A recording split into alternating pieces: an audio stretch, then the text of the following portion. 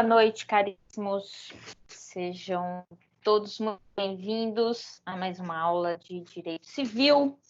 Hoje vamos dar continuidade, vamos continuar falando sobre bens, uma segunda parte da classificação dos bens. E vamos estar, na verdade, com o pé na parte final da nossa matéria esse semestre, né? Antes de iniciar o conteúdo, eu tenho que adverti-los que a aula está gravada, então, se quiserem e optarem, deixem as câmeras de vocês desligadas. E se no decorrer da aula tiver alguma dúvida, algum questionamento, acionem o microfone de vocês e pode me interromper se assim for necessário, certo? Então, vamos lá, né? Continuar a nossa brincadeira aqui. E que sejamos felizes hoje em relação à matéria. Antes de iniciar a matéria propriamente dita, até que algumas pessoas ainda estão entrando, hoje eu disponibilizei 2 atividades para vocês lá no portal, no AVA. Vai estar na 4.1 e na seção 4, na unidade 4, seção 1 e seção 3, com pós-aula. São 2 quiz, um com 5 questões e outro com 6 questões, principalmente relacionada a bens, algumas coisas de pessoa jurídica, domicílio, tá? São 11 perguntas ao todo, mas bastante ao todo parte do conteúdo que a gente fez até agora. Elas vão nota, né? Parte da avaliação, e a somatória delas você pode conseguir até 1.500 pontos, né? Então, Capri só tem uma possibilidade de responder, só uma tentativa, e vai ficar de hoje até o dia 25, às 23 horas, tá? Então, vem nesse período um tempinho, resolva essas questões aqui, esse pontinho a mais pode fazer a diferença para vocês ao final do semestre, né? Em relação à pontuação, não esqueça de fazer as atividades do portal, que também acaba auxiliando, principalmente o desafio nota máxima, que dá um impacto em todas as matérias e não só na minha, certo? Bom, vamos lá? Vamos começar com as nossas atividades hoje. A gente vai começar a voltar de bens. Mas hoje nós vamos falar dos bens, aqueles bens que a gente chama de reciprocamente considerados, né? Quando a gente falou isso na aula passada, essa classificação ela se faz necessária para ver o que está relacionado a cada um desse tipo de bens, né? Nós falamos os bens são objeto de uma relação jurídica, né? Então, trata-se de uma classificação aqui em relação aos bens reciprocamente considerados, trata-se de uma classificação feita a partir de comparação entre bens, entre um e outro, né? Então, quando se fala em bens reciprocamente considerados, o princípio básico disso é de que o bem acessório, ele segue o bem principal, ele está adstrito ao bem principal. E aí, dessa feita, assim o estando, ele só vai deixar, na verdade, o acessório ele deixa de acompanhar o principal tão somente se eu tiver uma estipulação em contrário, seja por conta da legislação, seja por vontade das partes, tá? Quais são as consequências disso, né? Do acessório efetivamente acompanhar o principal? A consequência é que a natureza do acessório é a mesma natureza do principal, né? E o proprietário do principal, ele é proprietário do acessório, né? Karina, mas o que você quer dizer com tudo isso, né? Onde que você quer chegar com tudo isso? Quando a gente fala em bens principais, bens que existem sobre si mesmos, abstrata e completamente. Não depende de nenhum outro, né? Ele tem existência própria, existe por si, né? Ele, de forma abstrata, ele é completo, ele não precisa de outro. Exemplo, né? O solo é o bem principal, o que você está diante do solo, a árvore, é o acessório, né? Então, você o tem como funcionalidade. Quando a gente fala em principal, ele tem funcionalidade própria, né? Ele tem funcionalidade própria. Então, ele não depende do outro, ele independe do outro. Ele está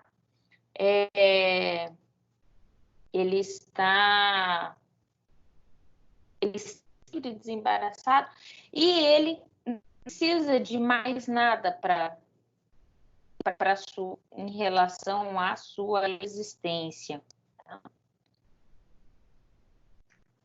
Estou dando pausa porque as pessoas estão entrando e aí acionam para mim um sininho. Boa noite, Erasmo. Então, o solo é um exemplo claro disso, né? O solo, ele existe por si mesmo, ele é concreto, não depende de nada mais. Agora, quando a gente fala de acessório, é o que está acompanhando, né? Então, é aquele que a existência depende de algo, depende de outro. É o que a gente vai ter como frutos, produtos, pertenças e benfeitorias. Se eu tivesse, em termos de exemplo, assim, ó, cláusula penal é um acessório obrigação principal. O que é cláusula penal? Cláusula penal num contrato civil nada mais é que o descumprimento da obrigação vai acarretar numa multa e juros em relação à obrigação. Então, a obrigação por si, ela é o principal e a cláusula penal, ela se torna um acessório. Ela só vai ser efetivamente, ela vai ter existência efetiva só em decorrência da obrigação principal. A fiança. A fiança também é acessória no caso da locação.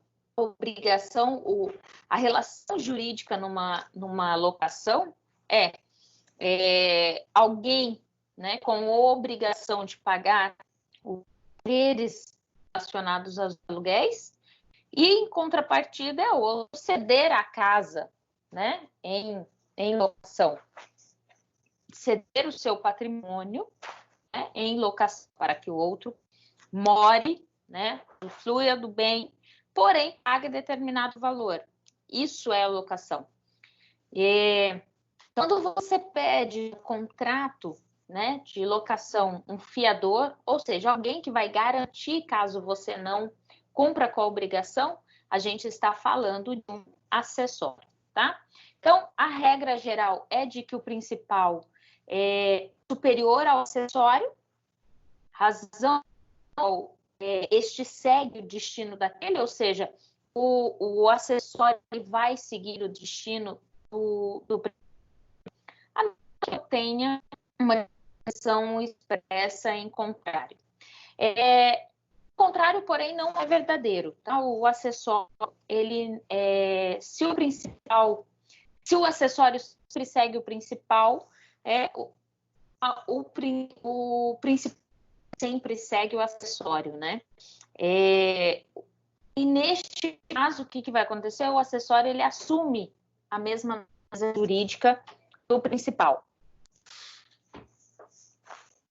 Em regra, o proprietário do principal é também do acessório, tá? Salvo alguma exceção legal, que vai estar disciplinado no próprio Código Civil, mesmo convencional entre as partes. As partes definem que aquele acessório não vai estar acompanhando e não vai ser efetivamente o proprietário do acessório, somente do principal, ok?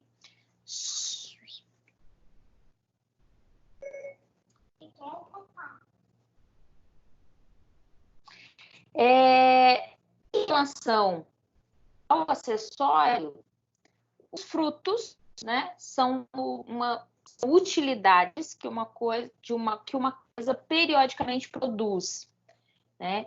O que efetivamente vem a ser isso, né? Só um pouquinho, gente. Sarinha, não pode. Só um pouquinho, tá? Sarinha, não pode. Assiste lá fora.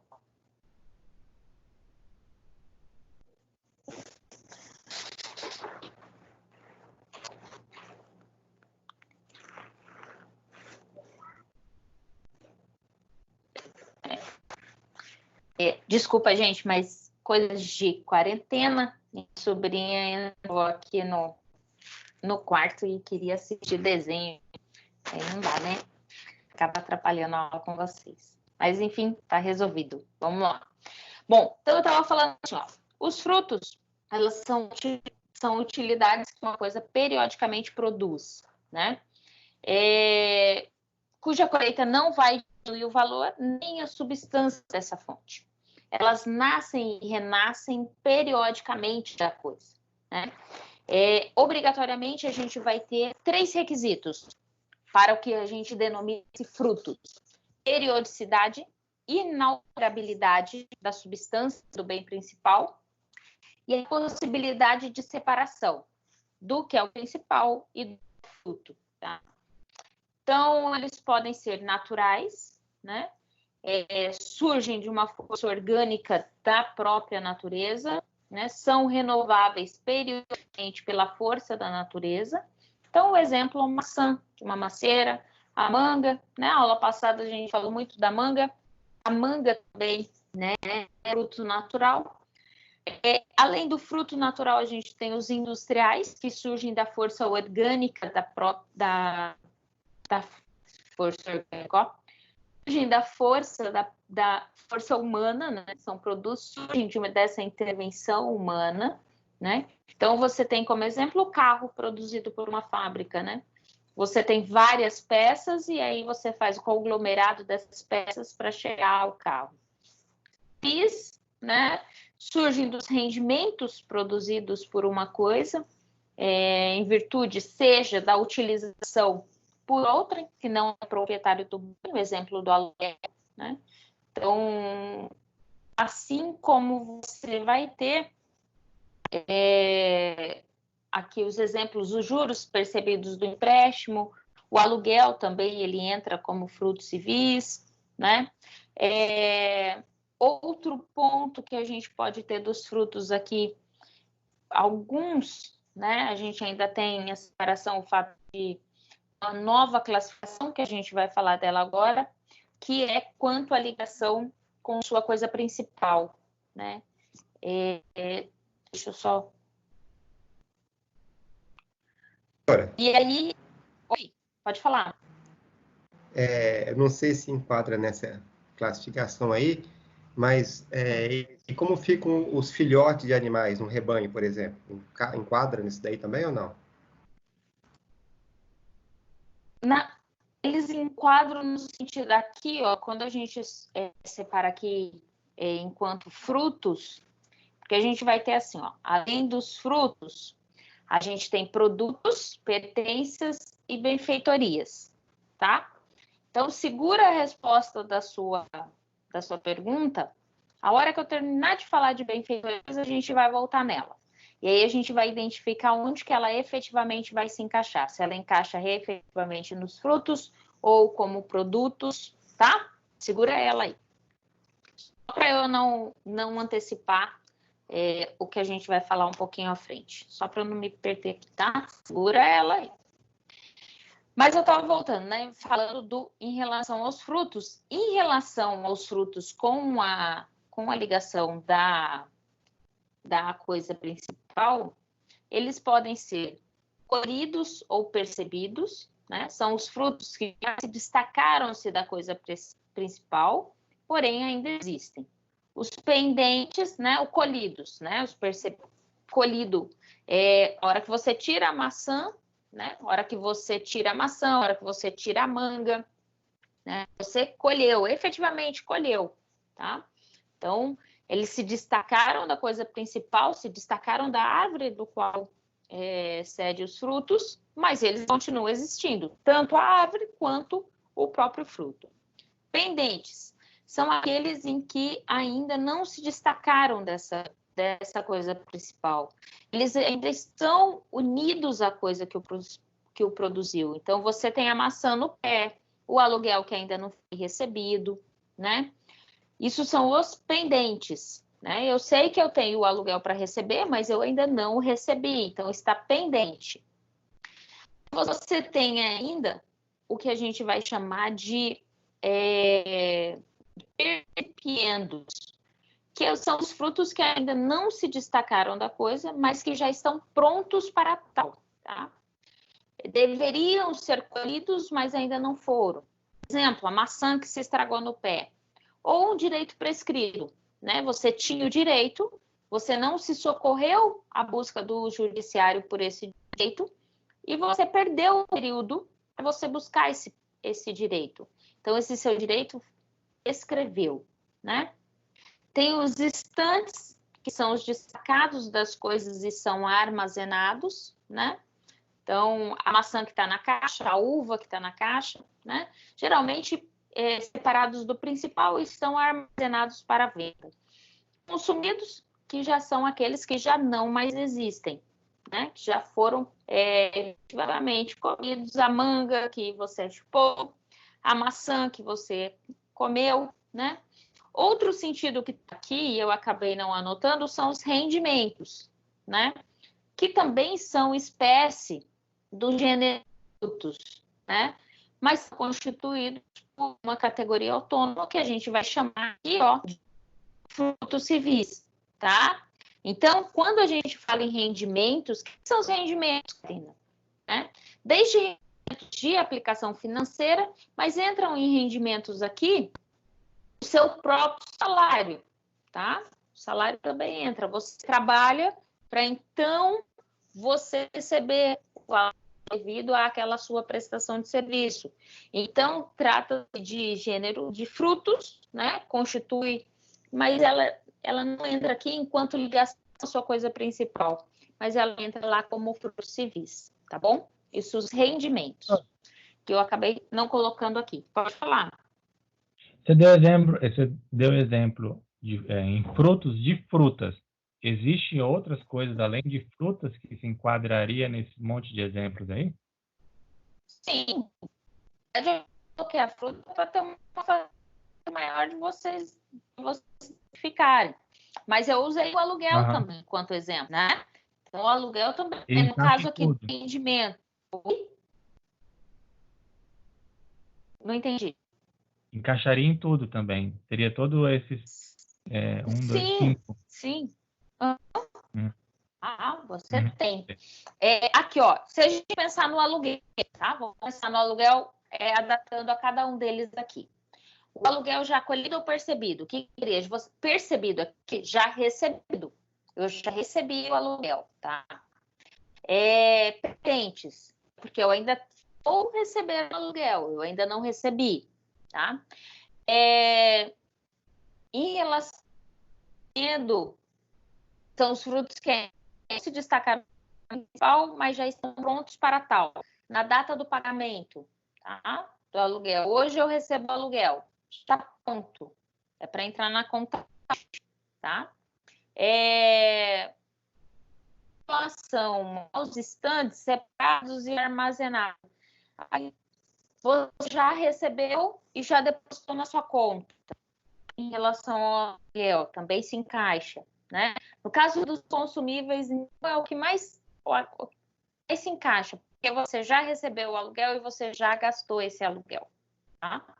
Então, aqui, o falei da fruta foi só para ter uma visualização mais fácil do que colocar efetivamente uma situação jurídica. Mas todas as situações jurídicas, nesse sentido, elas se encaixam aqui, quanto à ligação dela com a sua coisa principal. Assim como elas vão se encaixar lá na primeira, aqui, ó, quando a gente vai falar, aí vai depender de cada um, né, dessas situações em relação a naturais, industriais e civis, tá? Então, vamos lá. 7. Produtos, né? Produtos são utilidades que a coisa produz, né? Porém, não periodicamente, não é algo periódico, como a gente tem no fruto, tá? Vai diminuir a quantidade, vai alterar a substância até que ele se esgote. Então, quando você tem uma mineradora de ferro aqui, né? Retira o ferro de uma jazida, vai chegar um ponto que vai esgotar, tá? Serrada, chegou-se um ponto que diminuiu a quantidade de ouro que tinha lá e já não vale tão a pena outrora. Você tem calcário, você também retira o calcário, vai esgotar, porque trata-se de minerais que são esgotáveis, né? Petróleo, você vai tirar o petróleo de determinado local, mas um período, pode ser longo esse período? Pode ser longo, mas vai chegar a um ponto de extinguir-se, né? De finalizar. Isso é produto.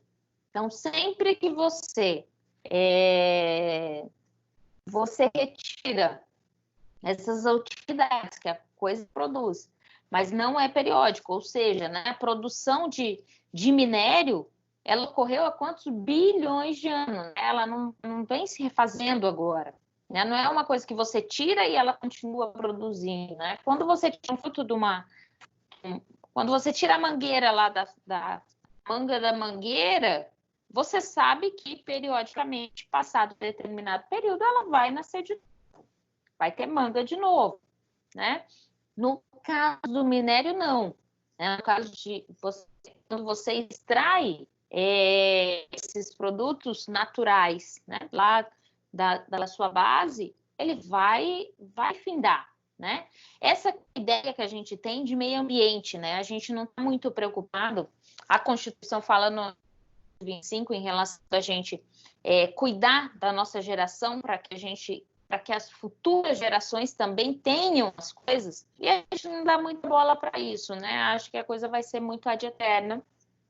Acho que os recursos minerais, eles são inesgotáveis e a gente usa, abusa, né? Reusa não, né? Porque a gente quase nem reusa, né? Na verdade, a gente usa e nem o que pode reutilizar, a gente reutiliza.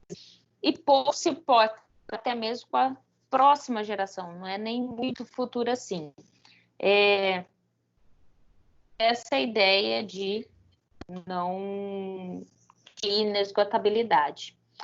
E aqui esse produto não, esse produto a gente tem ciência de que você vai estar retirando e ele é esgotável. Né? Vamos. Alguma dúvida, gente? Até aqui? Posso continuar? Tudo certo? Qualquer coisa, vocês me interrompem. Tá? Oi? Tem um negócio aqui que fala que é para levantar a mão. Aparece para a senhora, só para eu saber? Não. Não? Eu vou apertar agora de novo. Não aparece nada para mim. Nada? Ai, que estranho. Mas aparece para nós aqui, que fica no nome dele, aparece uma mãozinha. Mas assim, a minha dúvida, professora, a minha dúvida é o seguinte, esses produtos minerais, né, o minério e tal, como ele é algo finito, existe alguma coisa que... E ele é considerado como um acessório dentro do solo? Só para entender. Enquanto ele está lá dentro do solo, na verdade, ele faz parte do solo, tá? Porque ele foi criado lá. Não foi uma produção humana, né? Quando a gente está pensando aqui no minério de ferro, foi uma produção humana. Isso é natural. Então, ele está lá e ninguém mexeu, ele faz parte do solo e ele vai ser principal, tá? E aí, quando eu passo a extrair esse minério, em utilizar esse minério em outras coisas, dependendo dessa minha utilização, esse minério, ele pode... Aí sim ele vai passar a ser acessório, tá? O petróleo. Tá aqui, o petróleo. Quando acharam jazidas de petróleo lá, o pré-sal, né? Ele tá lá paradinho, né? Neste caso lá, ele fixo, sem qualquer interferência humana, ele ainda é principal. A partir do momento que eu começo a extrair, né, que eu estou desprendendo ele, né, eu estou desprendendo o petróleo, ou mesmo o minério de ferro do solo, né, geralmente o petróleo vem das terras, né, titâneas e aberto e tal, eu estou extraindo, né, como eu estou deslocando, ele deixa de ser acessório, deixa de ser principal, desculpa, e passa a ser acessório. Tá? Assim como ele vai deixar, né, de ser imóvel para se tornar móvel. Professora, mas então por que no exemplo que a senhora deu, a senhora disse que a árvore é considerada um acessório no solo? Não. Não? Não. Então eu confundi. Vou voltar lá, ó. Peraí, vou voltar. Ó. Deixa eu ver onde que eu falei isso. Mas olha, vamos lá então. Foi lá quando eu usei a cláusula penal, que eu falei que era acessório da obrigação. E a árvore, ela passa a ser acessório se eu considerar em relação ao solo. A gente tem duas situações em relação a... se eu visualizar só a árvore por si só em relação ao solo, a árvore com o solo, eu tenho acessório no sentido de... É como se fosse uma... É como se eu estivesse colocando uma... Deixa eu ver a palavra mais fácil aqui para fazer entender. Não é para embelezar. Como que é o nome, gente? Caramba, eu tô vendo o negócio, não tô lembrando a palavra. Oxi. Daqui a pouco vem. Mas é no sentido de... quando a gente fala que a árvore para o solo ela é acessório, é como se você tivesse colocado algo para... Na sua casa, você colocou o quadro na parede, certo? A gente falou disso. Quando a gente olha a parede para o quadro, olha o quadro como um acessório para aquela parede, não é? No sentido, você o coloca ali no sentido de agregar algo à parede. Quando você olha a árvore para si só no solo, por que a gente vai chamar de acessório? Porque ela também vem nessa complementariedade, tá? Quando eu falo que o minério, antes de extrair, ele também faz parte do principal, porque ele está efetivamente agregado ao solo. Ele não está acima do solo, você não o vê, você não tem... Ele é quase extrato. É algo que você pode... Quando você tem os laudos de que ali tem minério, é quase algo abstrato. Você sabe que tem, mas você não toca, tá? Então, até que você extraia, ele está efetivamente inerente, ele faz parte do solo, ele é o solo, tá? E aí, quando você extrai, que isso deixa de ser bem imóvel e passa efetivamente a ser móvel, aí assim eu o considero como produto e como bem acessório, tá? Não sei se fiz entender, mas até o final da aula, isso ficar, a gente ainda volta a falar, tá bom? Tudo bem, professor. Não, deu para entender melhor já, porque, tipo assim, porque na minha cabeça,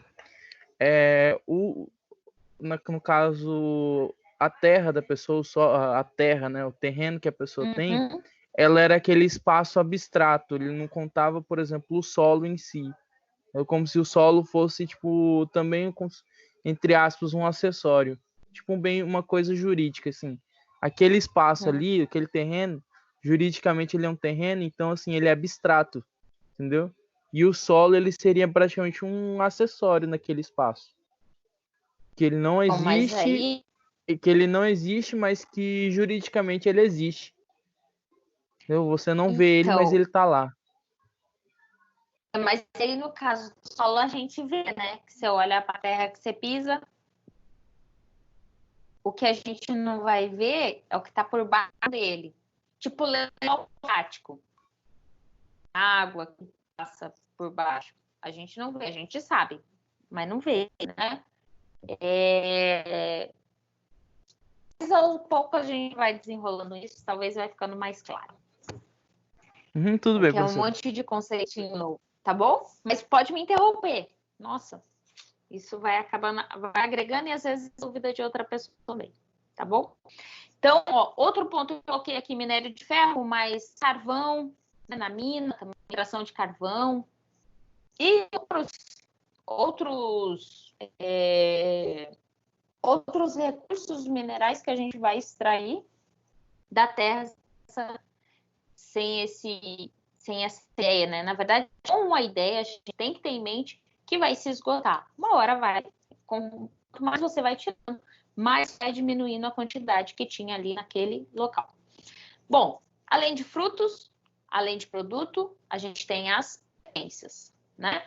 Quando a gente fala de pertences, são móveis que não constituem parte integrante do bem, porém se destinam de forma duradoura ao uso, serviço ou aformoseamento de outro, né? Embelezar o outro, né?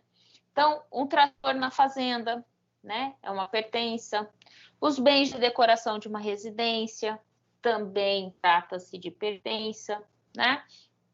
O artigo 94 do Código Civil, ele vai fazer a diferença e vai dizer assim, que as pertenças das partes integrantes do bem, ao afirmar que negócios jurídicos que dizem respeito ao bem principal não abrangem as pertenças. Tá?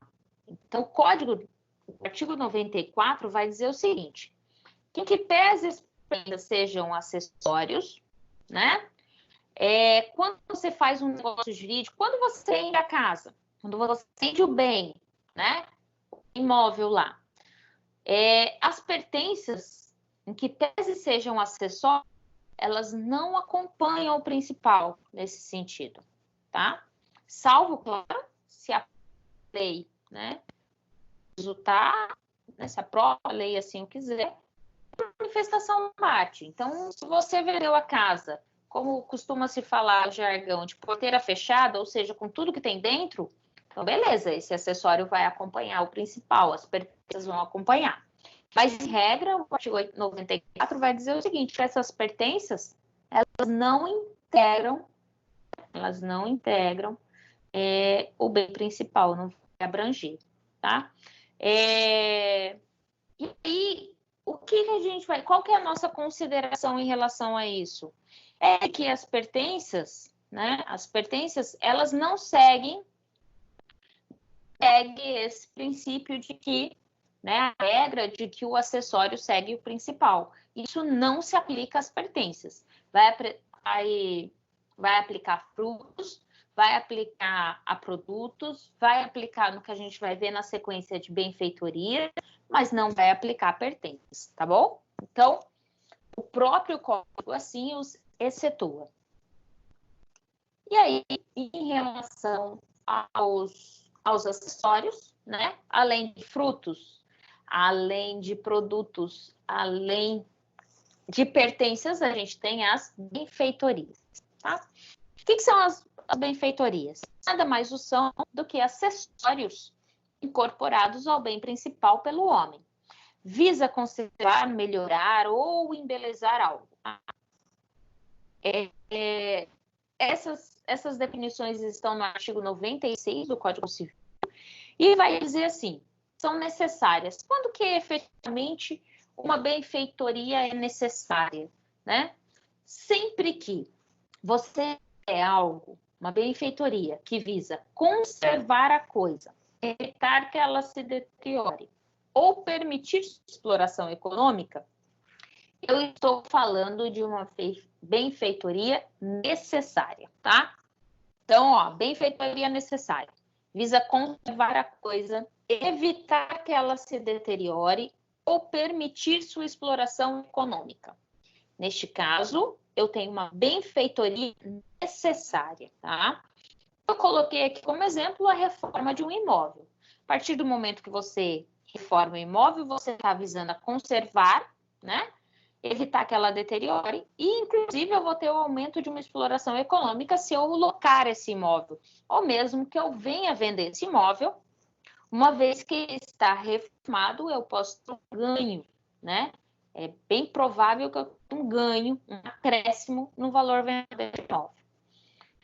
Bom, além das necessárias, a gente tem outras benfeitorias que visam facilitar ou melhorar o uso do bem. Benfeitorias a gente chama de úteis. Tá?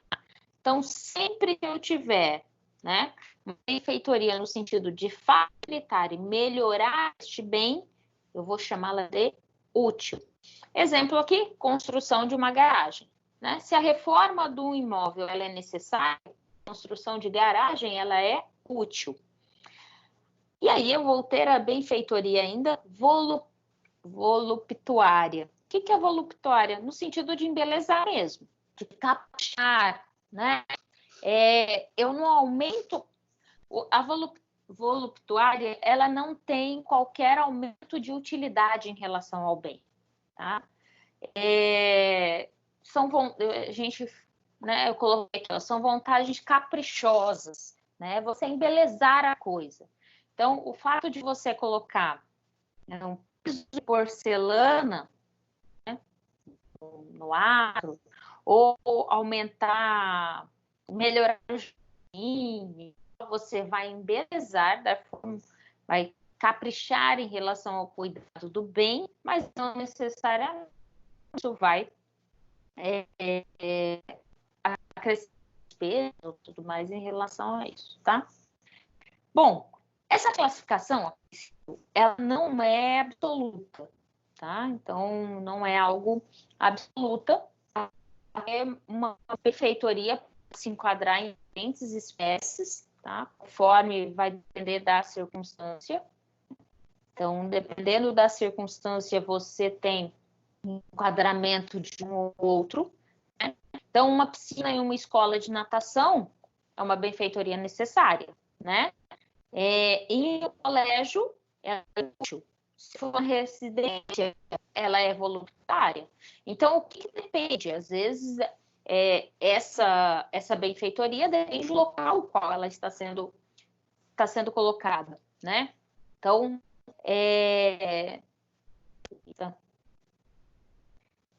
assim, tem que ter cuidado com o caso concreto para saber em qual situação que efetivamente ela vai se encaixar, tá? Por fim, em relação às benfeitorias, né? Como para afirmar, elas não constituem acessórios. A pintura em relação a uma tela, né? A escultura em relação a uma matéria-prima, né? É um escrito em relação ao material onde é feito. Até porque, nesse caso, o trabalho acessório tem mais valor em principal. Então, esses últimos exemplos que eu coloquei, né, a pintura em relação a uma tela, ela não vai constituir como bem acessório. Até porque se você pega um quadro de Picasso, né, a tela por si só não é nada. Agora, a pintura que constitui essa tela, ela tem um valor econômico gigantesco, né? Milhões aí de dólares, né? Então, se você tem a matéria-prima, né, e você pega a escultura do pensador, pelo menos, né? Vamos pensar assim, a matéria-prima que era uma pedra, a pedra ela tinha um valor econômico bom, né? Mas a partir do que ela se tornou uma escultura, fez, né? O valor econômico que esse acessório, que seria assim, transformado aquela pedra em escultura, poderia chamar de acessório, ele tem um valor econômico muito, muito superior, né, ao que seria o principal enquanto pedra, tá? Então, não vai constituir, essas coisas não vão constituir como acessório, vão tornar-se principal. Voltando lá em relação ao gado ou aos cachorros, né? Eles são frutos, produtos, são benfeitorias, né? Em relação aos animais, a partir do momento que você né, a ordenha, né? Quando você tem a cria, eles são considerados como frutos, tá? E aí, neste caso, só vou voltar lá nos frutos, a gente vai ter frutos aqui que vão ser naturais, tá? Então, você, desde que... É claro, eu tenho uma intervenção...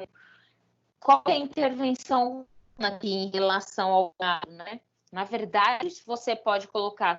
Se você deixar o boi, vai acontecer de forma natural, o cavalo, o cachorro, né?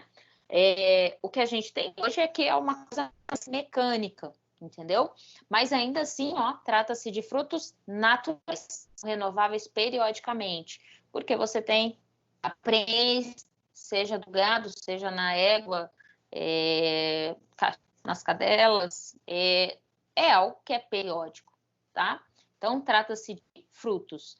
E aí, o que vai diferenciar aqui, a princípio, né, de acordo com a gestação e o ponto qual você vai estar fazendo missão ao bezerro, aos cachorrinhos que nasceram, né, vai ser o momento. Trata, assim, de frutos, tá? Para quem me perguntou, eu não vi o nome porque eu estou nos slides aqui na tela. E aí, além disso, deixa eu ver a hora aqui, a gente vai ter os bens, qual é o titular do domínio. Aqui já é uma terceira classificação, tá? Então, em relação à qualidade de domínio, a gente tem os bens públicos, bens particulares, né? E os dominicais. Dominicais, nada. Os bens públicos e os bens particulares. E em relação aos bens públicos, né, lá no artigo 98 do Código Civil, vai dizer que os bens do domínio nacional, eles pertencem tanto às pessoas jurídicas de direito público interno, como a União, os estados e os municípios. Estes são os bens públicos. Então, os bens públicos são aqueles que pertencem aos entes federativos, desde a União, desde os estados e municípios, ou mesmo pessoas jurídicas de direito público e interno. Por que interno? Porque a gente está falando do nosso território, tá? Quais são as características desses bens públicos, né? Inalienabilidade, ou seja, eles são inalienáveis, não podem ser vendidos, a não ser o que a gente vai considerar de bens dominicais, que a gente vai ver um pouquinho daqui a pouco o que são esses bens dominicais, e desafetados, que podem ser alienados. É claro que aqui, tratando-se de... a gente tem um interlaço com direito administrativo, e aí os entes federativos têm que seguir algumas normativas que fogem o que está o Código Civil e vai ter obediência ao direito administrativo, que é o direito que cuida, né, dessa autogestão, autoorganização dos entes federados. Que são desafetados, né? Bens dominicais e desafetados. Ou seja, entendam aqui desafetados, aqueles que não estão incorporados ao patrimônio, que não está sendo utilizados, né? Que está lá enquanto só dando despesa, né? E eu não tenho qualquer benefício em relação a estes bens. E aí pode o Estado ou o município ou a própria União vender, alienar estes bens. Imprescritível, né? Ou seja, não importa, se você estiver diante de um bem da União, do Estado, do município, você permaneceu nesse bem 10 anos, 15 anos, 20 anos, ele não há que se falar em uso capião, tá? Você não passa a ser dono desse bem, porque você esteve lá com posse mansa e pacífica. O que acontece no bem particular, né? Se você tiver posse mansa e pacífica de um bem particular e não sofreu qualquer tipo, né, de nenhuma ação direta nem indireta, você pode vir a adquirir além da posse, vir a adquirir a propriedade deste bem por uso capião. Além da inalienabilidade, que é o não poder vendido, imprescritibilidade, ou seja, ainda que eu tenha inércia por parte do ente federativo, não há que se falar em prescrição aqui, em relação aos períodos, por isso que não há aquisição por uso capião, assim como são impenhoráveis, né? Os bens dos entes federativos não são passíveis de execução judicial. Eles não vão responder, os bens dos entes federativos não vão responder pelos débitos, né? Que são adstritos aos entes federativos, seja a União, o Estado e o município. Então, se você tem uma dívida do Estado, você é credor de uma dívida do Estado, caberá você receber RPV, dependendo do valor, ou o precatório, mas jamais você conseguirá penhorar, né, um imóvel do Estado, ou seja, criando aquela situação de, se não efetuar o pagamento, pode levar à asta pública esse imóvel, né? Isso não acontece para os entes federativos, tá? Então, para os bens públicos, os bens, né, que pertencem à pessoa jurídica de direito público interno, estados e municípios, ou municípios, como característica inalienabilidade, imprescritibilidade e impenhorabilidade. Quais são os tipos? Nós temos 3 tipos, né? Os bens de uso comum do povo, que são aqueles de domínio público do próprio Estado, que podem ser por qualquer um do povo, sem exigência de qualquer formalidade. Tem isso: mar, rio, estrada, rua, praça, né? Qualquer um desses bens você usa sem qualquer formalidade. Você não tem que pedir autorização, né? É livre de uso, né? Se você tem uma praça, você pode sentar e usufruir daquela praça. Você não precisa pedir autorização para estar naquela praça, tá? Professora. Esses são os... Oi? Assim, quando você tem, por exemplo, terrenos públicos em que ele não cumpre a função social dela, o Estado ela pode passar para uma pessoa. Na verdade, acho que ela pode, mas eu não lembro qual era a palavra, porque lá em Chapada fizeram um estudo, pessoal da UFMT, que parece que 70% dos terrenos de Chapada dos Guimarães é terreno público, é território público. Não tem um dono, é público, né?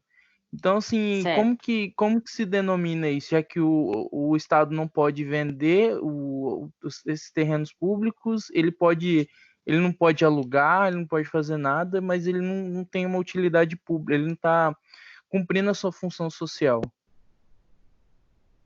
Acho que eu não consegui articular a pergunta. Mas vamos, acho que vai ser mais ou menos isso. Oi?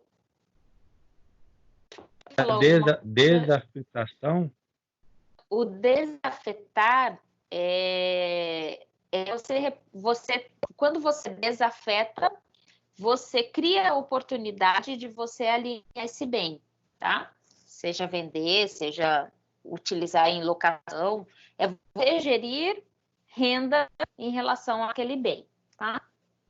É o que o ministro da Economia já com vários bens da União, vários imóveis da União ficam gerando gastos, né? Estão fechados e você faz a desafetação e você permite a venda desses bens. O que acontece em relação ao município? Aqui, cabe à prefeitura, na verdade, ela utiliza, dependendo de onde está esses terrenos e tal, cabe à prefeitura incentivar a questão de desenvolvimento da cidade, tá? Então, o que leva ao desenvolvimento da cidade? É você promover, principalmente, moradia. Então, leva ao município, você criar loteamentos. Então, seja em decorrência do plano que aí faz convênio, igual com a Caixa, da Minha Casa Minha Vida, ou convênios com empresas privadas para loteamentos, de utilização desses lotes, ou ainda se chegar ao ponto de, o município não tem condições de lidar com em relação a esse terreno, mas pode chegar a desafetação.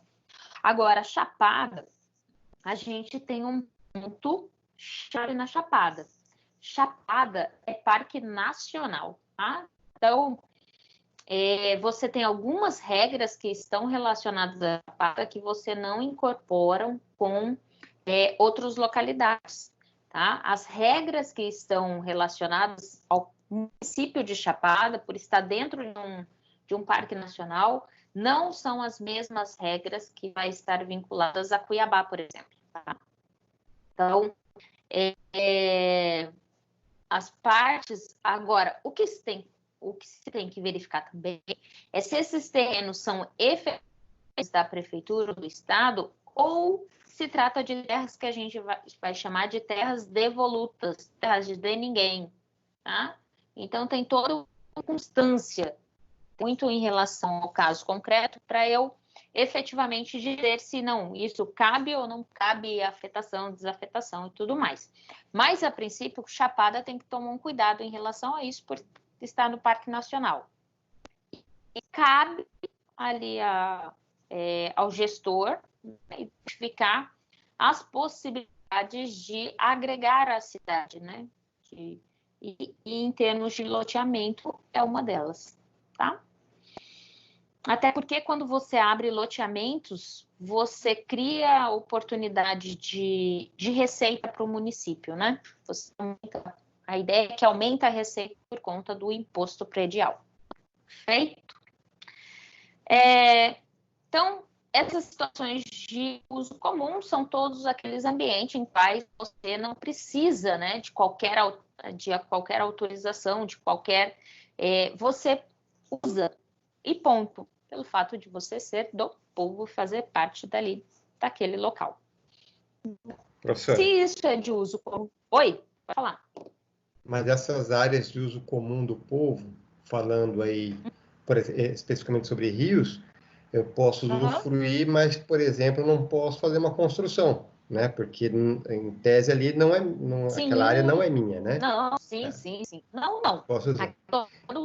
Só de você usar do rio, né? Ir lá tomar um banho no rio. Tá fora da Piracema, eu vou pescar, né? Se lá o local for permitido, né? Então, eu posso utilizar do rio, mas isso não te autoriza qualquer construção às margens do rio. PP, a gente tem, não trata-se de... Você não é proprietário da área, você só tem direito de uso, você não tem direito de posse do local, tá? Você tem direito de uso. Por isso que o próprio nome já fala, uso comum do povo. Você vai utilizar de lá. Certo. Mas o fato de você ir para a praia, né? O fato de você ir para a praia, você vai utilizar espécies daquela praia. Mas isso não te autoriza sequer ficar de vendedor ambulante lá na praia. Tá? Pode falar. Mais uma, porque ele citou o exemplo de estradas, né? Como uso o leito da rodovia, assim, né? A faixa de rodagem ali. Porém, tem uma reserva quanto à faixa de domínio de rodovias, por exemplo, né? A pessoa não pode construir. Na verdade, até uma fazenda, para abrir uma porteira e dar acesso à rodovia, ela precisa de uma autorização para ter aquele acesso à rodovia. Não vou não vou nem na rodovia. Vamos na rua. Quando você constrói, você tem um terreno, né, que não seja em condomínio fechado, né? Mesmo no condomínio fechado, você tem uma limitação. O seu terreno, seu muro para efetivamente a rua, você tem que deixar um espaçamento que é de calçada. Você constrói, você tem que fazer calçada, né? Tá ali ao seu patrimônio, porém, na verdade, está agregada às metragens do seu terreno, mas você tem que obrigatoriamente deixar esse espaço até o, né? Esse espaço de calçada, a mesma situação que a gente tem nas laterais das rodovias. É claro que numa metragem maior. Então, em que pese seja você tem a fazenda também tem que respeitar uma metragem da estrada para efetivamente utilizar-se da sua lavoura, da sua terra. Tá? Então, a estrada eu utilizo, né? Mas e da mesma forma eu tenho direito de uso da estrada. Eu não tenho direito de posse, né, das laterais dessa estrada para principalmente atividade econômica, né? Mesmo aquele que constrói, sei lá, um restaurante e tal, primeiro que é proprietário da terra ou ele arrenda, né, a área ali para que ele construa um restaurante à beira da BR. E para que ele construa, obrigatoriamente ele tem que ter autorização do estado, do município a quem competir aquela, se for uma BR, a União, se for BR da União, se for estrada, se for do estado, ele vai depender da autorização de acordo para quem é compatível, né, a estrada a qual ele está abrindo o restaurante, tá? Então, aqui quando eu falo uso comum, ó, uso, guardem isso, ó. Aqui a palavrinha mais interessante, ó. Eu posso usar, não posso tomar posse efetiva, tá? É igual uma praça, né? Você tem uma praça e você não pode estender da sua casa está na beira dessa praça, você vai e passa uma cerca na beira fecha a praça como se fosse parte do seu terreno, da sua casa, né? Não posso fazer isso, não posso tomar posse, né, daquele ente que é comum a todos, ok? Bom, e aí, aqui não há que se falar em uso, ele vai ser restrito ou vai ser vedado tão somente por uma questão de ordem pública, só se for efetivamente por interesse do poder público, né, de fazê-lo, e não seja vedado esse uso, seja porque ele colocou o tapume por conta da reforma, seja por uma revitalização, seja por uma readequação, né? Agora, se não foi vedado esse uso, a população ela tem livre acesso, tá? Agora, o domínio, né? O domínio vai continuar pertencendo à pessoa jurídica de direito público, seja o município, seja o estado, né? Que terá o poder. E aí cabe a essa pessoa jurídica de direito público guardar, administrar e fiscalizar, tá bom? Então, nós, enquanto do povo, a gente pode utilizar desses bens, porém, quem tem a obrigação, vamos colocar assim, de guardar, administrar e fiscalizar, é a pessoa jurídica que lhe compete, né? Então, pensa assim, ó, o Parque Bonifácia. O Parque Mãe Bonifácia é um parque de uso comum do povo. Você vai lá, vai utilizar-se de todas as benesses do parque. Mas quem cuida efetivamente do parque, né? No caso aqui, acho que é do Parque Mãe Bonifácia, acho que, né? E os de uso especial. De uso especial, assim como os primeiros, assim como o comum do de uso comum do povo, também são bens de domínio público do Estado. Tá? Só que eles vão possuir uma destinação especial, visa a execução de serviços públicos, né? Então, vai ter edifícios, terrenos que têm aplicado efetivamente em serviços ou estabelecimento federal, estadual, municipal, que vai ser utilizado de forma exclusiva pelo poder público. Então, eu tenho, neste caso, os bens de uso especial, são aqueles bens que também são de domínio do público do Estado, ou do município, ou da União, e que você tem uma destinação específica. Você utiliza principalmente, né, para serviços ou estabelecimentos de qualquer desses entes, tá? Não se... Tanto os bens de uso especial e de uso comum são inalienáveis, imprescritíveis e impenhoráveis, ou seja, vai impossibilitar impossibilitados de oneração. A inalienabilidade, só retomando um pouquinho, ela pode ser relativa se o bem for suscetível de valorização patrimonial, né, onde a gente pode ter desafetação, e em relação tanto à imprescritibilidade e à impenhorabilidade, ela vai também ser extensível tanto ao uso especial quanto de uso comum do povo. Bom, além do uso comum do povo e de uso especial, a gente tem o que a gente chama de bens dominicais. E o que são esses bens dominicais?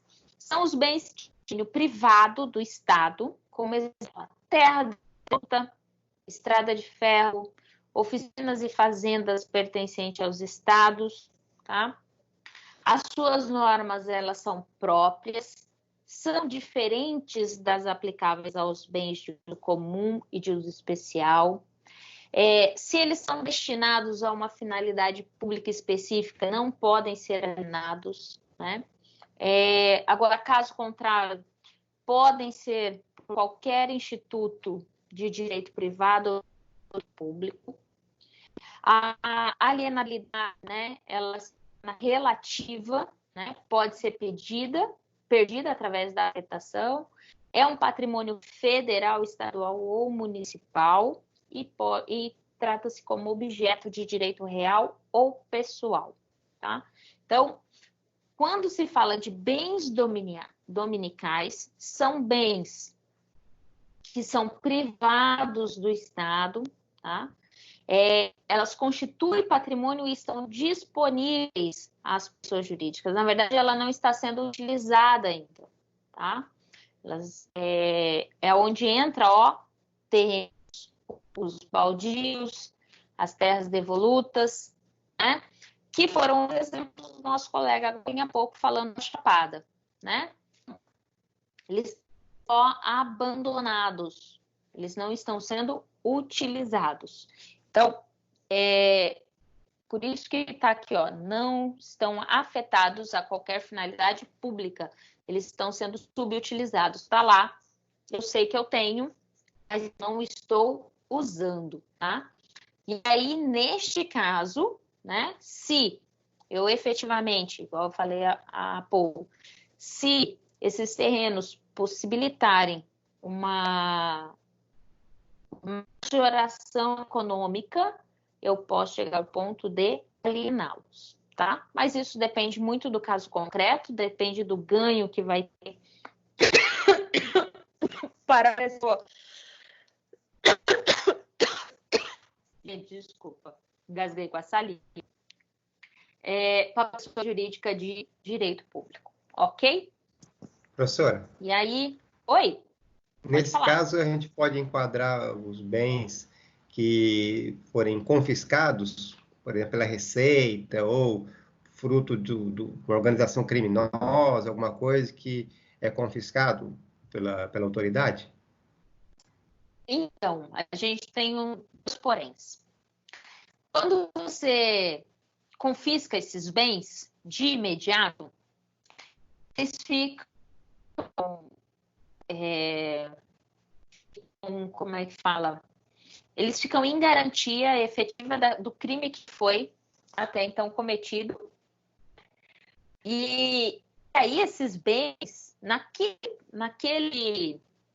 no lapso temporal entre a ação desses bens, aquele que cometeu o crime, e até que o Estado venha e possa ter autorização judicial para a venda desses bens, para principalmente vendas, aí você vai reverter isso em capital, né?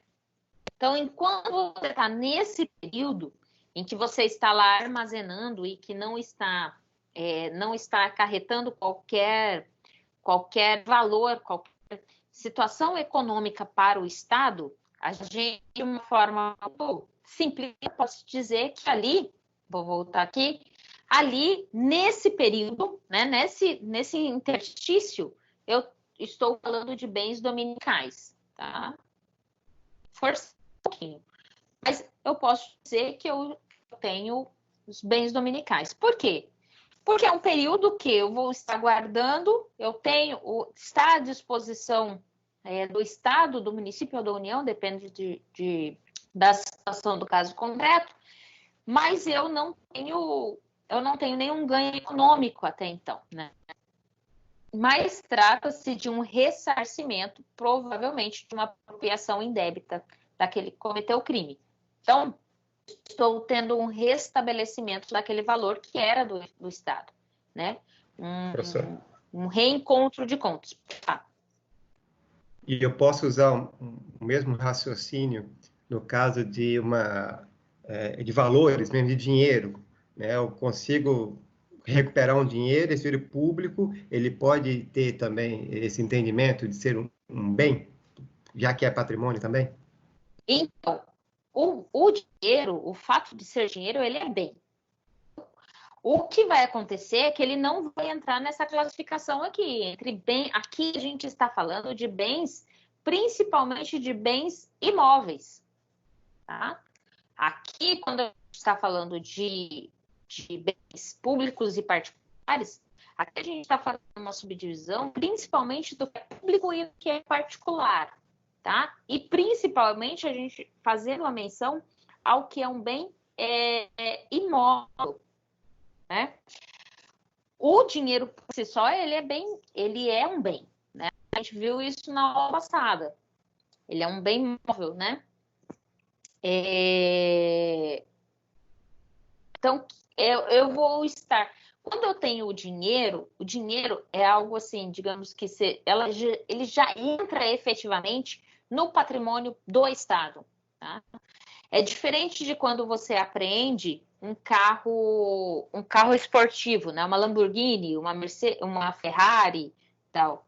São carros que vêm para o patrimônio do Estado, mas enquanto ele não vender estes carros, para ele pouco importa. Para ele é como se fossem as terras devolutas ou um terreno baldio. Não agrega, né?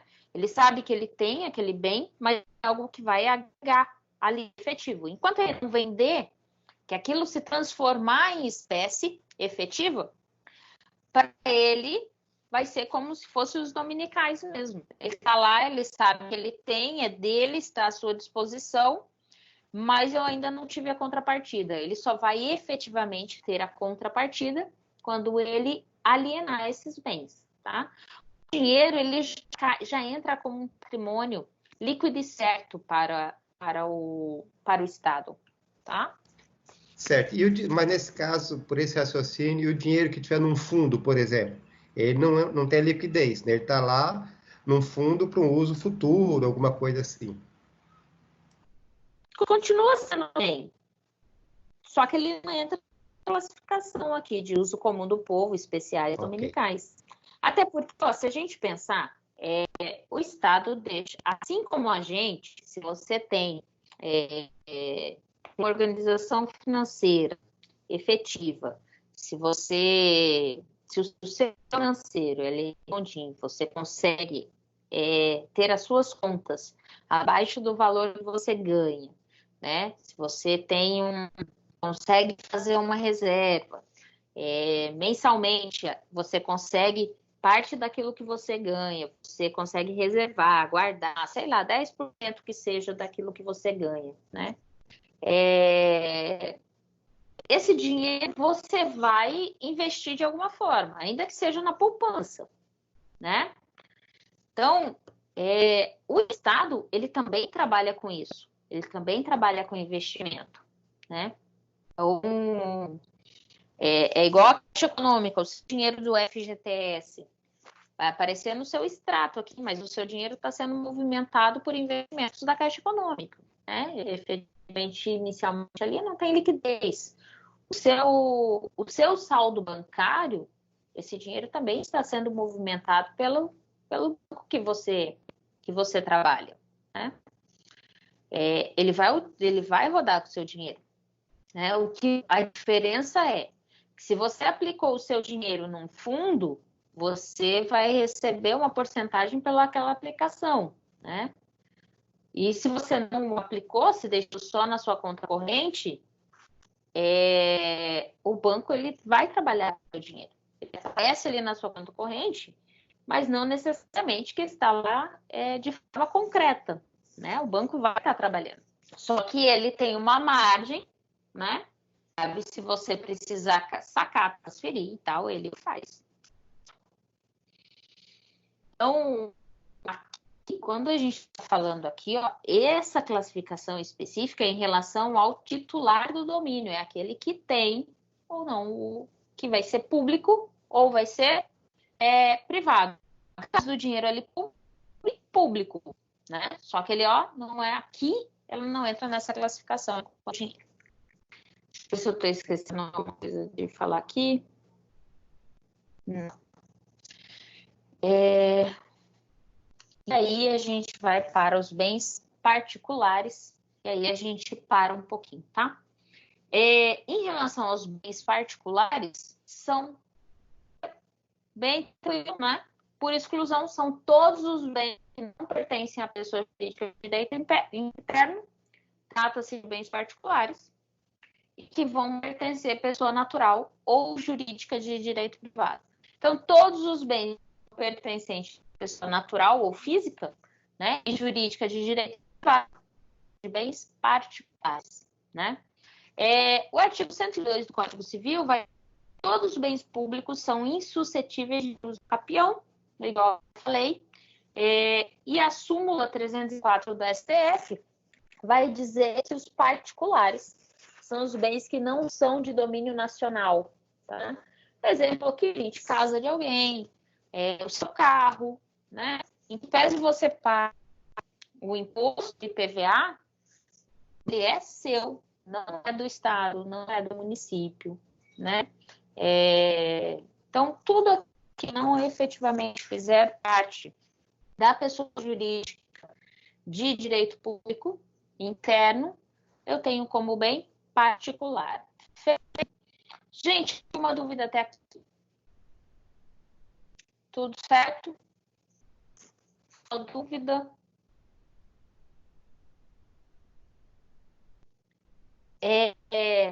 Bom, agora são 8 horas e 13. Vamos fazer um intervalo? Ou vocês querem que eu vá direto mais uns 15, 20 minutos e aí a gente para e retoma só nas próximas? Vocês me dizem. Já estão cansados? Pode tocar, professora, mais 15 minutos a gente encerra, então. Pode tocar? Então, deixa eu só ver aqui em relação aos...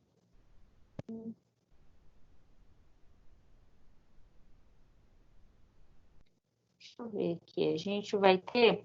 A nossa próxima aula vai ser com bens considerados para possibilidade de serem ou não negociados. Isso vai estar lá na 4.4, gente. A nossa matéria, praticamente nossa matéria final de aula, tá? Então, dentre essas classificações de bens, onde que vai ser efetivamente importante, né? Na parte de opções. Porque aí, de acordo com você tem as relações obrigacionais que são reais e outros que são pessoais patrimoniais, tá? Então, essas classificações, efetivamente, em termos de contexto prático, vamos pensar assim, esse tanto de consumo de tanta coisinha, efetivamente, elas vão acontecer efeitos práticos lá em obrigações daqui 2, 3 semestres, ok? Bom, então vamos lá. Os bens considerados quanto à possibilidade de serem ou não negociados estará disciplinado no artigo 69 do Código Civil, e ele vai dizer assim, ó, que são coisas fora do comércio, as insuscetíveis de apropriação e as legalmente inalienáveis, né? Então, fora do comércio, são insuscetíveis de apropriação e legalmente inalienáveis, ou seja, aquelas são todos aqueles bens que pela própria natureza ou determinação legal ou vontade humana, você não tem como configurar, são insuscetíveis, né, de figurar como objeto de uma relação negocial. Eles não podem ser negociados, tá? Sempre que você pensa bens fora, o próprio já diz, né? Bens fora do comércio, é que você não pode negociar. Tá? Eu não posso alienar, eu não posso, eu não tenho como dispor, eu não posso dispor destes bens.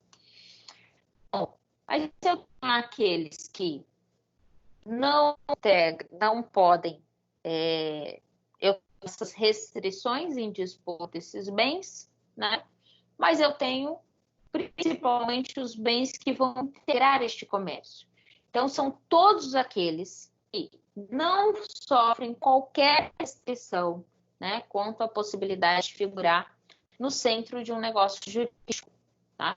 Então, todos aqueles bens que eu posso efetivamente negociar, que eu posso usar, dispor, vender, alienar, né? São os bens que vão integrar o comércio. E nessa esteira, eu tenho 3 categorias de bens que estão aqui e estão fora do comércio. Por que acontece? Se eles não estão fora do comércio, eles estão no comércio. Então, os fora de comércio seria a exceção, né? Então, em relação a estes, né, se a gente sabe quem são os bens que estão fora do comércio, a gente vai saber que todos os outros, se não estão nessa classificação, todos os outros podem, né, pode ter direito de uso, de expor, de vender, de dar, doar, né? E aí o primeiro fora do comércio são os bens naturalmente fora do comércio. Quais são eles? Todos aqueles que a própria natureza, eles não podem ser comercializados. A gente já falou deles, os direitos personalíssimos. Então, seu direito à vida, direito à honra, direito ao nome, né? São direitos que estão inerentes a você. Você sequer pode renunciar a esses direitos. Você nasce com esses direitos e você vai com esses direitos até a sua morte. Né? Então, você só vai deixar de ter esses direitos com a sua morte, certo? E não tem como, igual eu falei, você não nem renunciar, nem você, né, que está adstrito a esses direitos da personalidade, né, você mesmo, que é dono desses direitos, pode abrir mão deles. Eles estão inerentes a você, queira você ou não, né? São os naturais, e a gente tem os bens que estão legalmente fora do comércio. Então, por sua natureza, apesar da natureza deles por si permitir, eles não podem ser negociados por força das leis, né? Então, é o caso, por exemplo, dos bens públicos, né? Eles podem ser um bem imóvel, né? Em si, o bem em si. Ele pode ser vendido, pode ser alugado? Pode. Mas o fato dele ser um bem público, isso não cabe a ele. Né? Eu não posso dispor do bem público. Só que aqui, como a gente falou lá atrás, quando sofre a desafetação, essa possibilidade ela pode ser revogada, e aí eu tenho a desafetação por interesse público ou por determinação legal, desde que justificada. Então, os bens legalmente fora do comércio é aquele que a natureza por si só do bem permite que sejam negociados, mas por força da lei não são, né? Mas pode ter essa impossibilidade revogada ou por determinação, seja por vontade das partes, né? Da parte, né? No caso do Estado, da União ou do município, ou ainda por uma determinação legal, desde que devidamente justificada. E o terceiro, né? São os bens fora do comércio por conveniência humana, né? Aí, neste caso, por conveniência humana, aí, gente, antes que eu me esqueça, eu tenho que tirar foto aqui da turminha. Já tornei alguém aqui que entrou. Eu já... por conveniência humana, aqueles que sofrem, né, essa determinação de inalienabilidade por vontade das partes, do próprio homem. Então, acontece quando você faz uma doação com encargo, ou seja, se isso acontecer, se assim não praticar, você não pode dispor desse bem, né? Então, o próprio doador, você doa, né? Seu avô doou uma casa para você, estabelece lá uma cláusula, né? Agravando o bem doado, impossibilitando com efeito que você possa transferir o domínio, né? Ele faz a doação, coloca lá que você está impedido de dispor daquele bem até a sua maioridade, né? Ou alguma coisa do tipo, né? Ou até que você tenha contraído o casamento, a situação própria do doador coloca, né? Então, ele passa a ser inalienável em decorrência de uma vontade do homem, tá? Não faz parte, né, do si. Pois bem, não tratando-se de qualquer dessas três possibilidades dos bens enquanto fora do comércio, todos os outros bens vão estar livres e vão estar no comércio, né? Ou seja, à disposição, seja de doação, uso, disposição no sentido de dar, vender, alugar, emprestar, servir, qualquer um dos verbos que estejam relacionados a este, tá? Então, é a possibilidade efetiva de você dispor deste bem, né? Se você quiser ficar com ele, pois fique. Se você quiser vender, você vende. Se você quer doar, você doa. Porque ele está livre, desembaraçado de qualquer ônus, tá? Gente, alguma dúvida? Se não tiver, vou para frente um pouquinho, que eu termino. Tá? Em termos de conteúdo, para a gente finalizar, em termos de bem, a gente ainda vai ter o que é chamado de bem de família.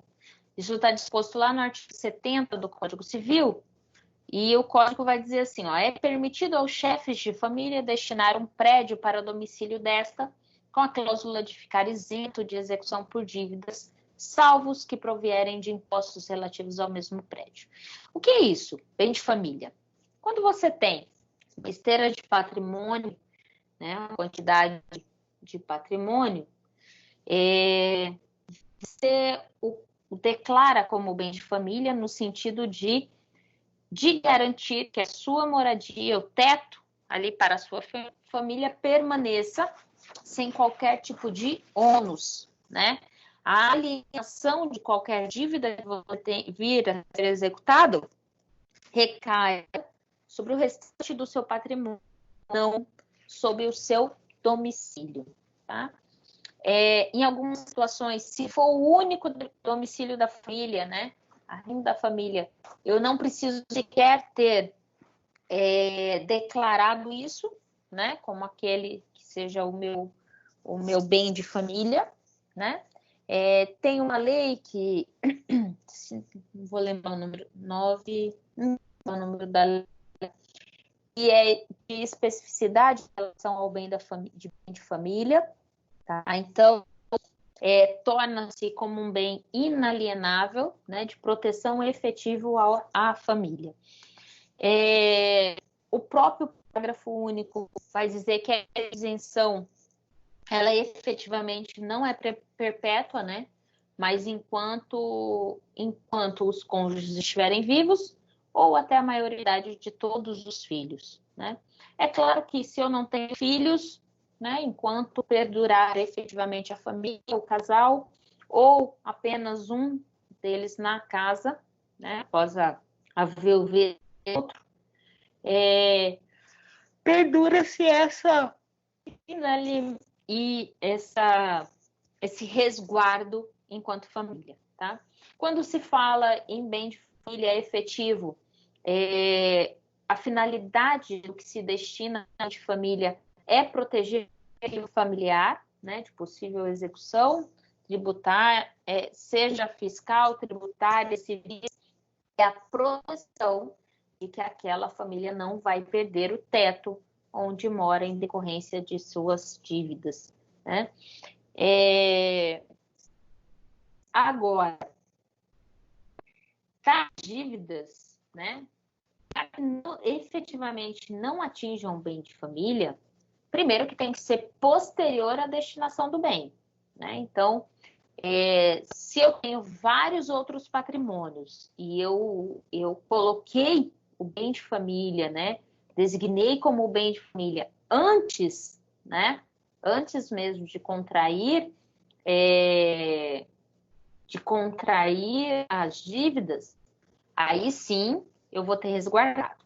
Se for o único bem, né, se for o meu único bem, né, de moradia, né, também eu tenho o resguardo em relação à dívida, tá? Se as dívidas foram contraídas antes dessa destinação, aí é o que a gente vai ter como o legislador coloca como incentivo à fraude contra credores. O que é? Eu tentar burlar, né, em relação às minhas dívidas, os meus credores. Então, porque eu estaria patrimônio da dívida, né, me excusando de paga e colocando bem como efetivamente família. Mas aí foi no sentido de fraudar, no sentido de burlar, né? Não necessariamente que ele realmente fosse como bem de família, né? Oi? Mas esse antes é antes de contrair a dívida ou antes de se tornar inadimplente? A dívida, ele tem assim, ó, você tem até que, quando se fala dívida aqui, você tem você contrai a obrigação, né?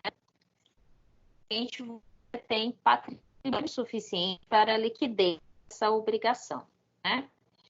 Então, para a ocorrência efetiva de fraude contra credores, você só vai ter considerado fraude contra credores se você alienou os bens, né? Se você vender, dispôs desses bens, depois que efetivamente você entrou em inadimplência, né? E aqui, para a gente no jurídico, o que seria efetivo já no polo passivo da ação, né? Entrei com ação de execuções, e aí, já no decorrer da ação de execução, você alienou os seus bens. Então, o que vai em relação ao bem de família? Quando ele fala assim, em relação às dívidas, nessa situação, você não pode, no decorrer de uma execução, você caracterizar um imóvel como bem de família. Essa caracterização de bem de família, ele deve ocorrer antes de qualquer possibilidade aparente de inadimplência sua. Então, a escolha por um bem de família, dentre todo o patrimônio, ela deve vir anterior a esse grau de inadimplência ou qualquer resquício de inadimplência por sua parte. Tá? Então, quando se fala as dívidas devem ser a posterior à escolha, na verdade, a dívida já é com um contexto de inadimplência. Tá? O fato de você adquirir a dívida por si só e você tiver patrimônio líquido e certo, independente do imóvel qual você mora, não impossibilita a sua escolha do bem de família. Me fiz entender? Sim, isso me leva a uma outra pergunta. Eu não sei se Vamos lá. procede, mas eu já ouvi dizer que no ato, por exemplo, oficial de justiça, sei lá, vai penhorar, vai na cada pessoa para questão de dívidas, né? Que ele Sim. não pode penhorar uma televisão se aquela televisão for a única da casa, ou a geladeira se aquela for a única geladeira. Procede isso ou não? Então, na verdade, o que acontece? A penhora, quando ele faz... A gente tem algumas situações, né? Quando tratando-se de pessoa física, fazer a penhorabilidade da pessoa física, no ambiente da casa, primeira tentativa dele não vai ser de bens móveis internos da casa, pertenças, vamos colocar assim, acessórios. O foco seria agora da casa, do óbvio, da tia da... Quando chega na casa da pessoa, em relação ao impeditivo legal, na verdade, ele se restringe a não fazer penhora de bens que são indispensáveis para a doença familiar, né? A gente brinca no meio jurídico que o ar-condicionado em Cuiabá é um bem impenhorável. Na verdade, não, né? Mas em relação à geladeira, ao fogão, é claro que quem vai levar em consideração o custo desses eletrodomésticos, tá? Eu tive um cliente em 2000 e... antes de eu ir para Brasília, em 2015, 2012, mais ou menos, antes dos processos solarem, o patrimônio dele foi findado. E aí ficou apenas uma cobertura, como imóvel. Acontece, a penhora ficou considerada como bem de família. Muitos juízes falavam assim, não, tudo bem, ele está como bem de família, só que a impenhorabilidade vai acatar porque eu tenho uma cobertura que vale, na época valia R$1,5 milhão, então, de uma dívida de R$30 mil, R$40 mil, ele pode muito bem vender a cobertura, pagar a dívida de R$30 mil e ainda vai morar muito bem, né? Não mais no